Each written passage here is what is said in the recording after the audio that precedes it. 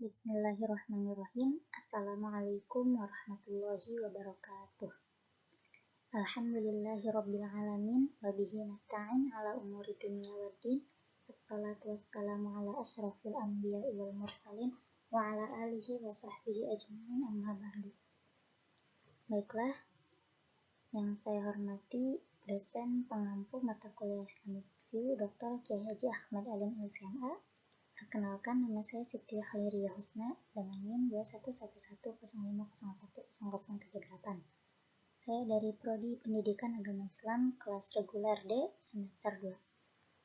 Pada kesempatan kali ini, saya akan mengumpulkan tugas UAS untuk mata kuliah Islamic Review dengan merangkum materi-materi yang telah dipelajari dari pertemuan ke-8 hingga pertemuan ke-15.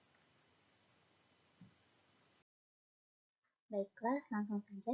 Adapun materi-materi pembahasan yang akan saya bahas pada kali ini yaitu yang pertama, integritas ilmu dan adab. Yang kedua, jiwa dan potensinya. Yang ketiga, konsep bahagia dan sukses. Yang keempat, konsep alam, seni, dan kebudayaan. Yang kelima, pilar kebangkitan umat Islam. Yang keenam, perjalanan mencari ilmu dari kota Bukhara ke kota hujan. Yang ketujuh, mewaspadai diabolisme pemikiran. Dan yang terakhir, yang kedelapan, alam gaib dan kebangkitan. Langsung saja pada materi pertama, yaitu integritas ilmu dan adab. Ilmu dan adab. Dalam Islam, ilmu dan adab harus bersatu dan berpadu, serta tidak boleh terpisahkan. Karena orang yang berilmu tanpa adab akan menciptakan kerusakan-kerusakan di muka bumi. Akan tetapi, orang yang beradab juga harus berilmu, agar ilmunya dapat bermanfaat. Karena ilmu yang bermanfaat adalah ilmu yang dapat berpadu dengan adab dan menjadi satu kesatuan.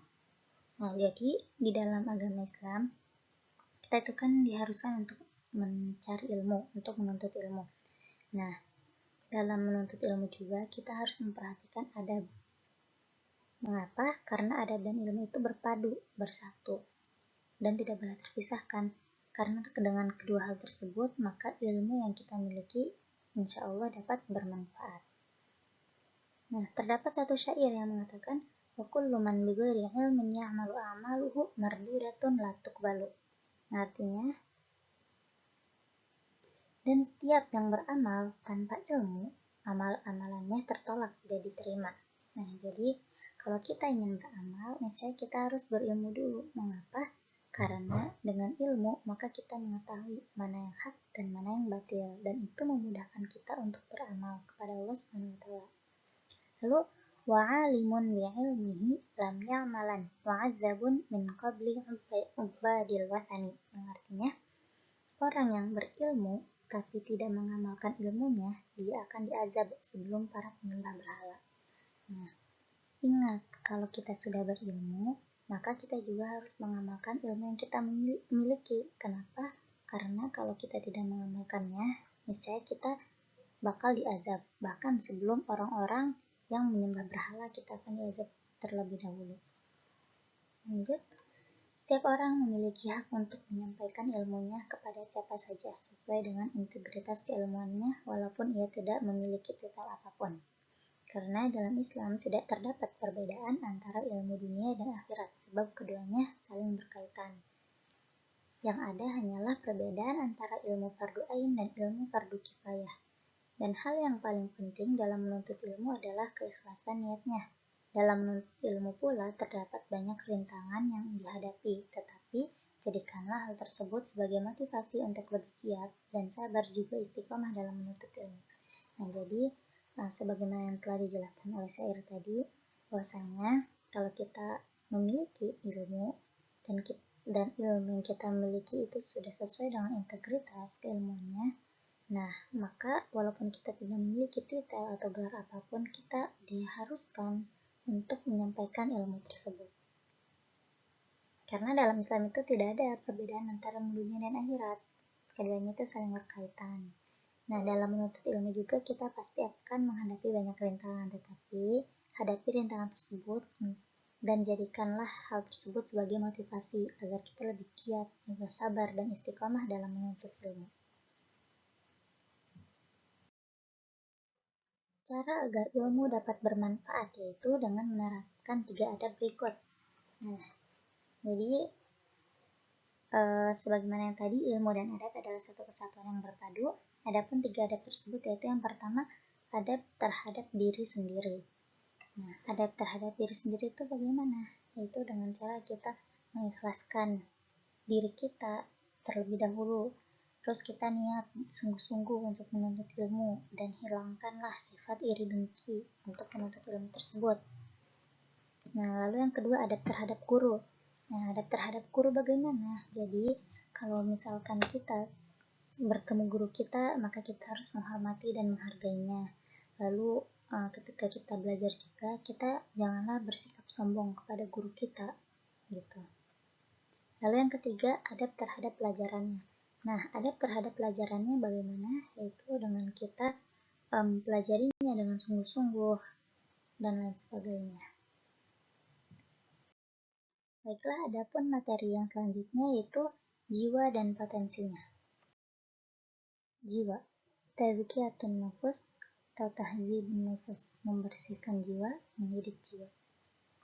Membersihkan jiwa berarti kita mendidik jiwa kita. Dalam Al-Quran, roh dan jiwa dibedakan. Manusia terdiri dari jasad dan rohani atau jiwa. Akan tetapi, pendidikan jiwa diutamakan sebelum mendidik jasad. Karena apabila jiwa dididik dengan benar, maka akan timbullah ketakwaan dalam dirinya. Tetapi jika dididik dengan salah, maka akan timbul radzail dalam dirinya. Jadi, manusia itu kan terdiri dari jasad dan rohnya. Nah, kedua hal tersebut kita harus mendidiknya dengan benar. Malahan pendidikan jiwa itu lebih diutamakan sebelum mendidik jasad. Kenapa? Karena kalau kita sudah mendidik jiwa kita dengan benar, maka akan timbullah ketakwaan dalam dirinya. Tetapi jika mendidik jiwa kita dengan salah, maka yang timbul yaitu radzail atau perbuatan jahat, sifat yang jahat dalam dirinya. Nah, semua manusia itu dilihat dari ruh atau jiwanya, bukan dari ras atau warna kulit dan lain-lain. La farqa bainal Arabi wal Ajam. Tidak ada perbedaan di antara orang Arab dan non-Arab. Maksudnya apa? Maksudnya derajat manusia itu bukan dilihat dari dia konglomerat atau lain sebagainya, atau dia berkulit putih atau berkulit hitam, atau dia dari Arab atau dari non-Arab, tidak. Tetapi manusia itu dilihat daripada ruhnya, daripada jiwanya, daripada ketakwaannya. Semua amal ibadah tergantung pada niatnya. Innamal a'malu binniyat. Dan tatalah niat tersebut karena Allah dan ikhlas agar setan tidak dapat masuk ke dalam jiwa atau hati manusia. Qadarullahu wa masya'a fa'ala. Jadi kalau kita ingin beribadah, maka semua hal tersebut dilihat dari niat kita. Yaitu sebagaimana kita ikhlas dalam beribadah tersebut, sebagaimana kita bersungguh-sungguh, takwa begitu. Nah, bagaimana agar setan tidak dapat masuk ke dalam jiwa manusia? Yaitu dengan tahdzibun nufus, dengan membersihkan jiwa, dengan mendidik jiwa kita dengan benar.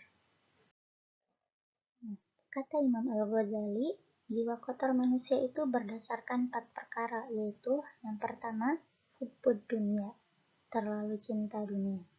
Nah, orang yang terlalu cinta dunia itu ibaratkan seorang sepuh yang berpenyakit awahan. Contohnya iri, dengki, dan hasad. Jadi kalau orang yang sudah terlalu cinta dunia, maka di dalam dirinya itu timbul rasa iri, rasa dengki, rasa hasad terhadap orang yang lebih tinggi materinya daripada dia, atau lain sebagainya. Yang kedua, al-khalqu, terlalu berharap atau bersandar pada manusia atau makhluknya, seperti laba-laba yang bergantung pada sarangnya, contohnya ria munafik. Nah, yang kedua itu sifat yang tergantungan kepada sesama makhluk Allah. Contohnya itu sifat munafik atau sifat ria yang dia selalu ketergantungan dengan omongan orang-orang gitu, omongan makhluk selainnya, makhluk sesamanya gitu. Yang ketiga, syaitanu, faktor godaan atau bisikan-bisikan setan dan waswas dari setan, al-khubuthi wal khubaithi. Nah, faktor ketiga itu daripada setan, waswas dari setan.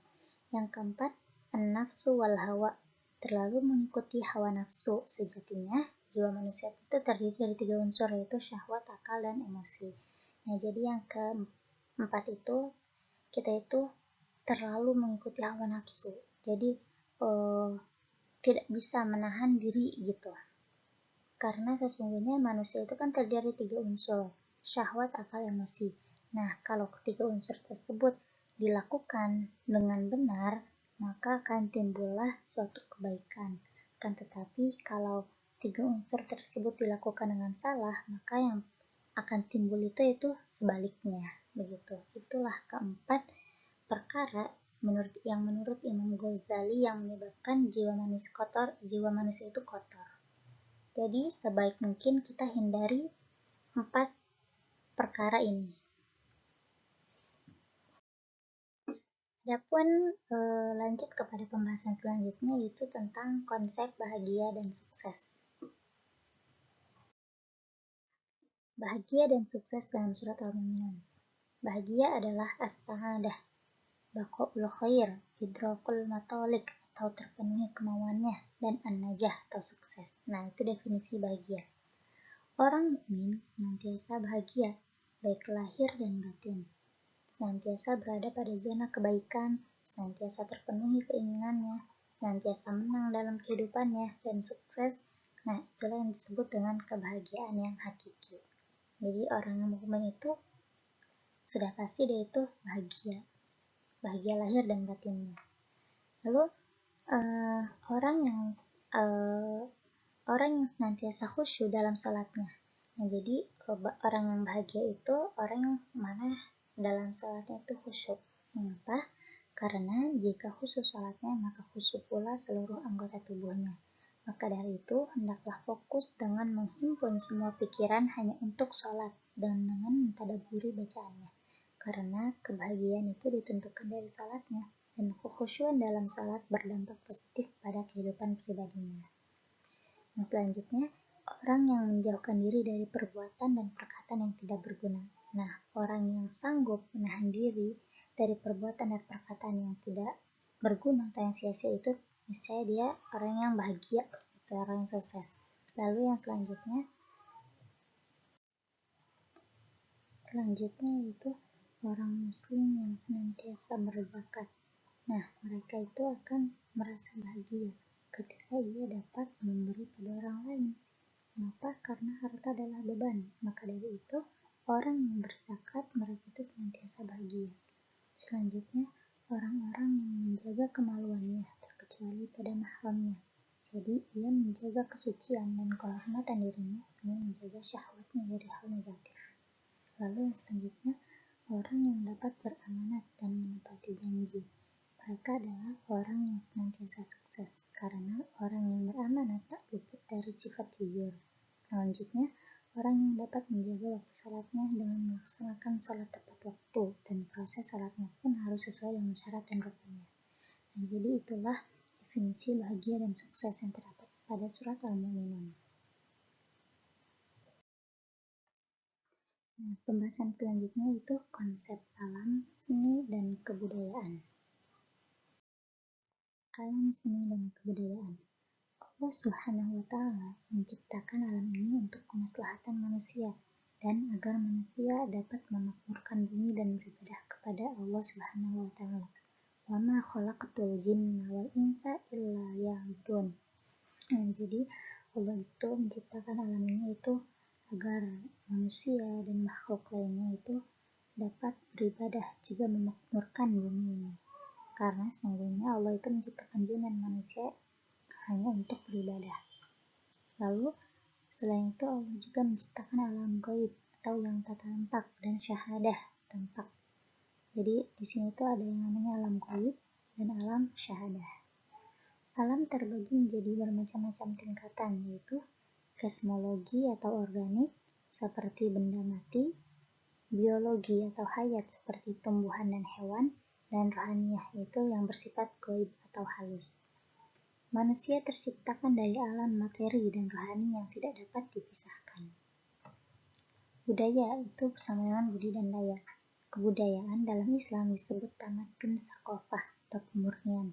Jadi unsur alam yang melalui tsaqofah menjadi unsur kebudayaan. Islam dalam memakmurkan alam tak luput dari politik, karena dengan berpolitik dapat membuat siasat untuk mensejahterakan sosial manusia, dan dalam berpolitik pula diperintahkan untuk bersikap adil. Innallaha ya'muru bil adli wal ihsan. Nah, alam juga tak luput dari sains dan teknologi sebagai alat, tak luput dari seni dan nilai sistem agama dan juga falsafah, yang mana semua itu harus ditopang dengan nilai-nilai keislaman dan tak keluar dari nilai-nilai wahyu. Innallaha jamilun yuhibbul jamal wa innallaha tayyibun yuhibbut tayyib. Nah, jadi alam seni dan kebudayaan ini mereka sebenarnya satu. Jadi Allah itu menciptakan alam ini dengan agar manusia itu dapat memakmurkan dan beribadah kepada Allah Subhanahu wa taala. Lalu sesungguhnya alam ini juga adalah alam yang gaib atau yang tak tampak, yang mana alam tersebut diisi oleh makhluk yang tak kasat mata, dan alam yang tampak, yang mana alam ini itu yang kasat mata seperti manusia, hewan, tumbuhan, dan benda mati. Nah, dan dalam Islam juga kita itu kan harus memakmurkan bumi ya, sebagaimana tugas manusia. Nah, untuk memakmurkan bumi itu tak luput daripada politik. Nah, tetapi dalam berpolitik kita juga harus membuat siasat untuk mensejahterakan manusia. Makanya Allah menyuruh manusia itu untuk bersikap adil terhadap sesamanya. Selain itu, alam juga tidak luput dari yang namanya sains dan teknologi sebagai alat. Alat untuk apa? Alat untuk kita lebih meningkatkan teknologi gitu, dan untuk lebih memudahkan kita syiar dalam beragama. Dengan contohnya seperti sekarang ini, sudah ada gadget yang mana hal tersebut memudahkan manusia atau seorang muslim ini untuk berdakwah gitu ya. Nah, selain itu juga hal tersebut itu harus ditopang dengan nilai-nilai keislaman, yang mana hal tersebut tidak boleh keluar dari nilai-nilai wahyu.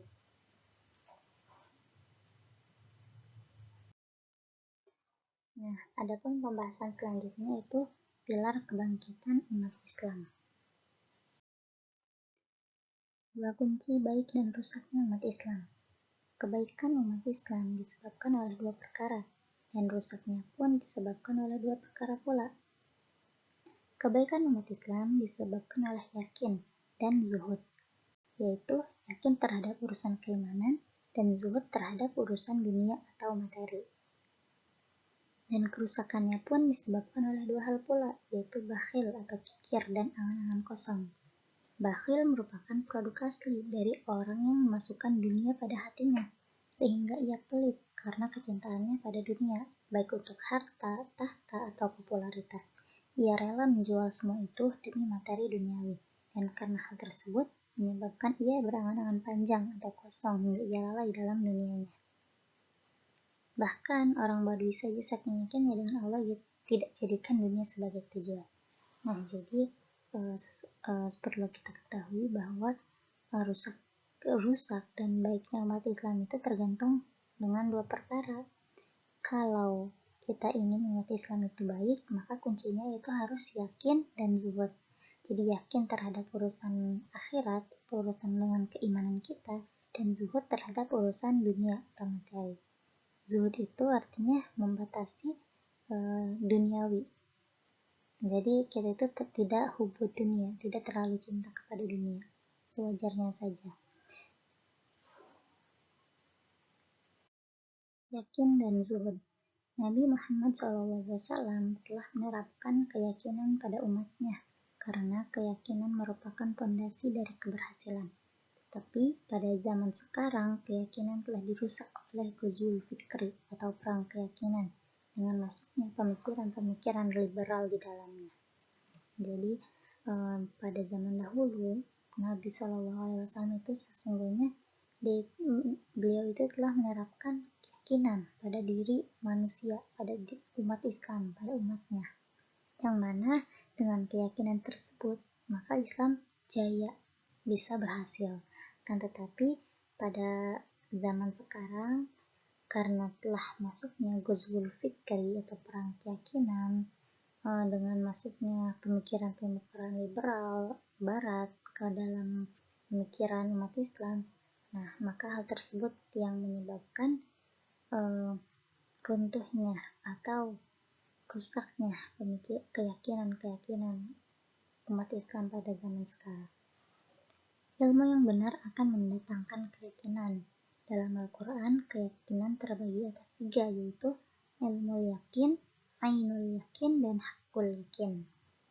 Jadi keyakinan itu dalam Al-Quran kan disebutkan ada 3 hal, yaitu ilmu yakin, ainul yakin, dan hakul yakin.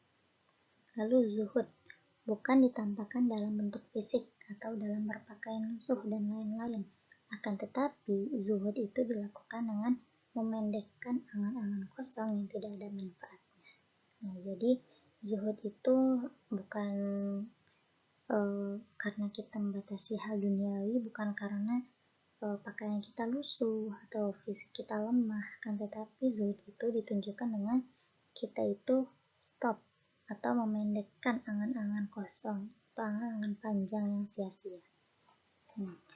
Wafis sama rizqukum wa ma tu'adun, Az-Zariyat ayat 22, yang artinya dan di langit terdapat sebab-sebab rezekimu dan apa yang dijanjikan kepadamu.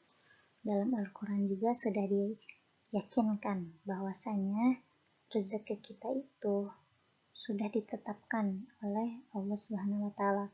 Pada hari itu kita harus yakin saja terhadap Allah gitu, terhadap Tuhan kita.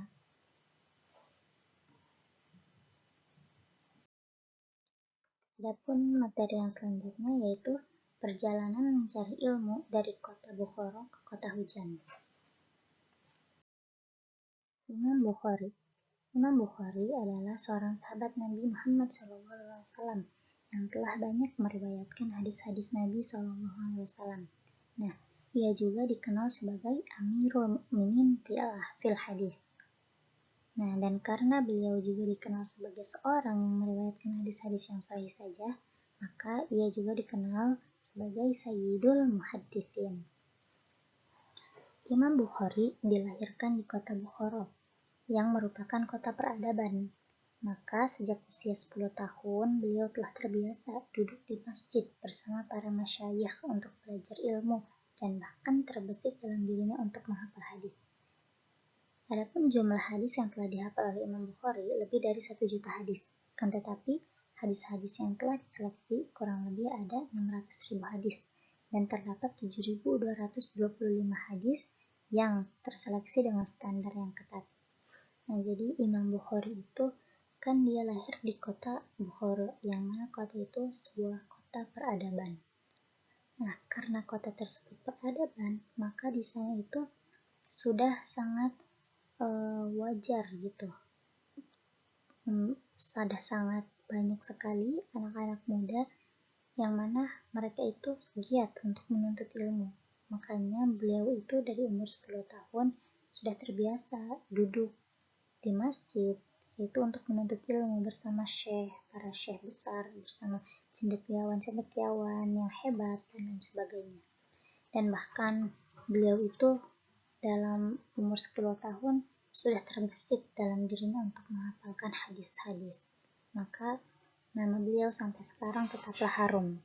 Nah, selanjutnya Imam Bukhari dan Nabi Sulaiman alaihissalam jika dipuji akan ilmunya, maka senantiasa mereka akan menjawab hada min fadli rabbi. Jadi Imam Bukhari juga dia itu tidak sombong. Sebagaimana Nabi Sulaiman alaihissalam, jikalau dipuji maka mereka akan mengatakan hada min fadli rabbi, sungguhnya ini adalah keutamaan dari Tuhanku. Nah, selain itu salah satu faktor penting keberhasilan Imam Bukhari dalam mencari ilmu adalah doa orang tua. Nah, maka dari itu dalam belajar juga kita membutuhkan restu daripada orang tua. karena doa orang tua itu sangat mustajab, terlebih dalam mencari ilmu. Jadi kunci sukses seseorang Imam Bukhari itu yaitu restu kedua daripada orang tua.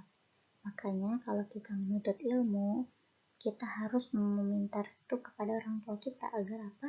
Agar dimudahkan dalam mencari ilmunya, karena doa orang tua itu doa yang sangat mustajab. Ilmu merupakan hal yang sangat penting. Mengapa? Karena suatu peradaban itu akan tumbuh dan kembang jika ada budaya ilmu. Budaya ilmu itu apa?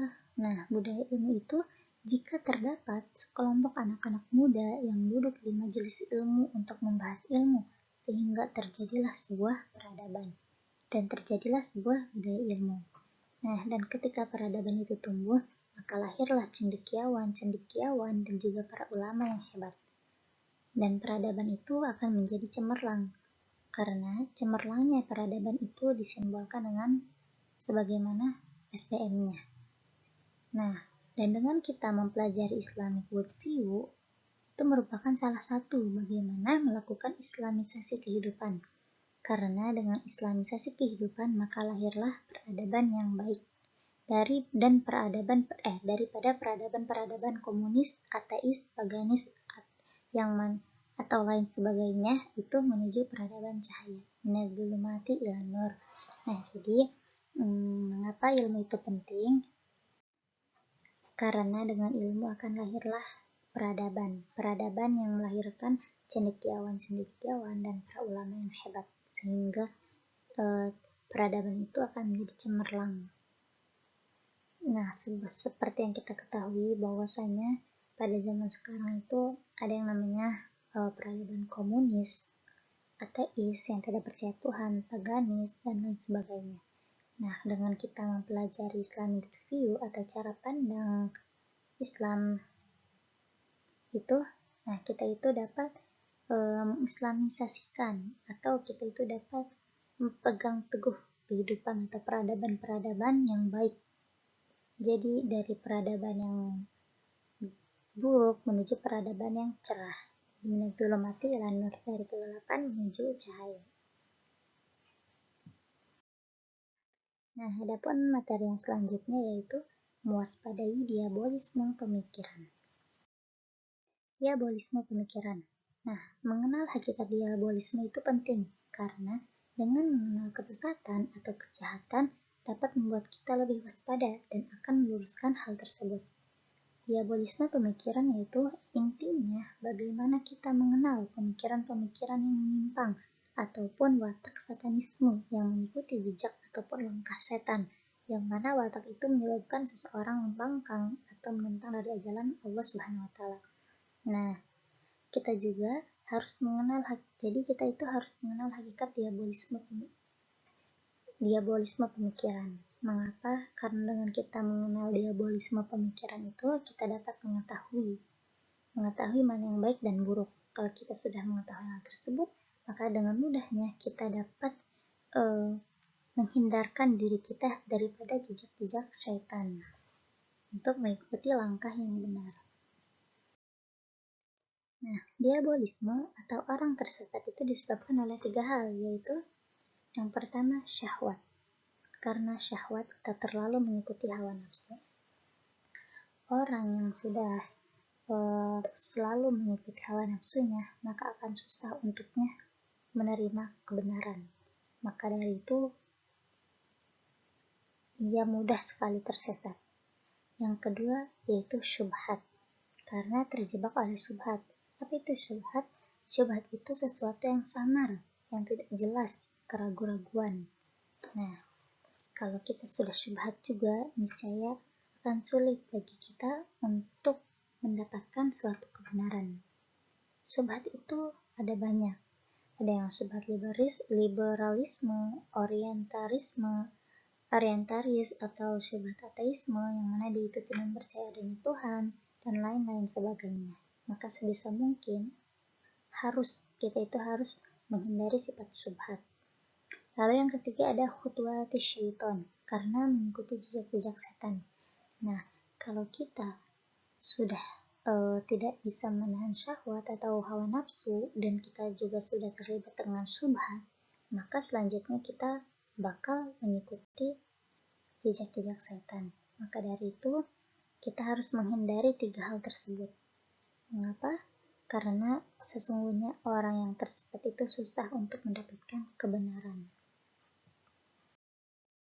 Nah, adapun materi selanjutnya yaitu atau materi yang terakhir yaitu alam gaib dan kebangkitan. Nah, alam gaib dan kebangkitan. Kewajiban umat Islam yaitu salah satunya dengan mempercayai, meyakini, dan mengimani alam gaib dengan tuntunan yang benar. Alam gaib adalah alam yang tidak tampak oleh panca indera manusia. Nah, jadi sebagaimana yang telah kita bahas sebelumnya, bahwasanya alam itu terbagi atas 2. Ada yang gaib, yang tidak kasat mata, dan alam yang syahadah, yaitu alam yang tampak. Nah, jadi kita juga harus percaya dengan bahwasanya alam gaib itu ada, dan kita harus mengimani dan harus mempercayai hal tersebut.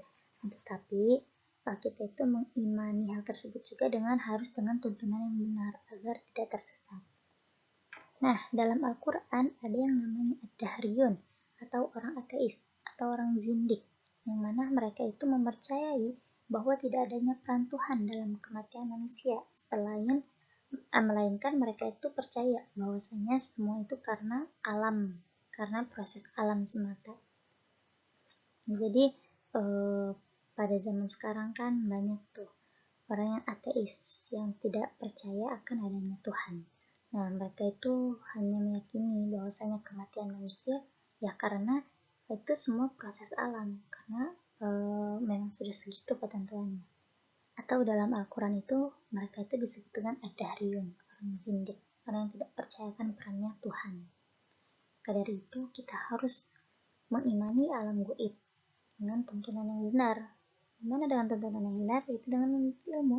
Kalau kita sudah menuntut ilmu dengan benar, misalnya kita insya Allah akan dimudahkan dalam mencari kebenaran.